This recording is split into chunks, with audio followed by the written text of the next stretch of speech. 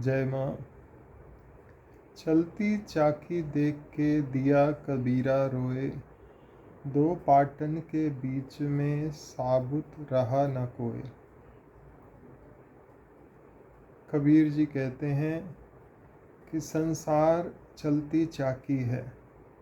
दिन है तो साथ में रात है, सर्दी है तो गर्मी है, सुख है तो दुख है, जवानी है तो वृद्धावस्था है।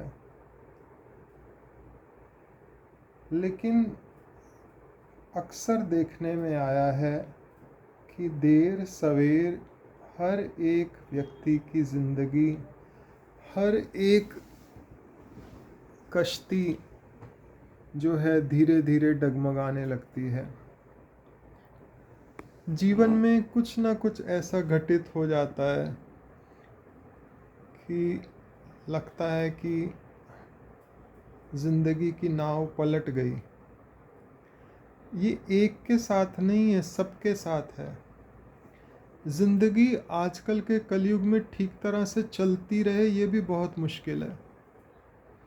कहीं बिजनेस लॉस है, कहीं फाइनेंशियल लॉस है, कहीं लाइफ लॉस है, कहीं कोई ऐसी भयंकर बीमारी हो गई है, कहीं कोई लोग आपका पैसा लेके भाग गए हैं, कहीं इतनी ज़्यादा लड़ाई झगड़े झंझट लग गए हैं कि जीना मुश्किल हो गया है राग द्वेष के कारण। तो 40-50 साल तक हर एक व्यक्ति की ज़िंदगी ऐसे पड़ाव में आ जाती है कि लगता है ज़िंदगी पूरी बर्बाद हो गई।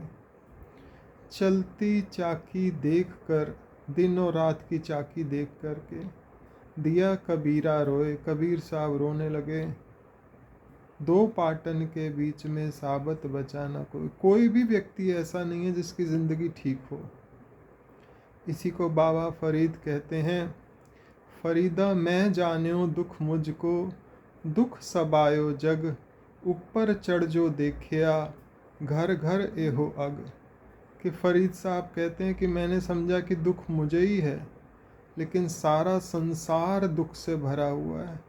जब मैंने साधना की ऊंचाई करी और मैंने देखा कि घर घर में आग लगी हुई है।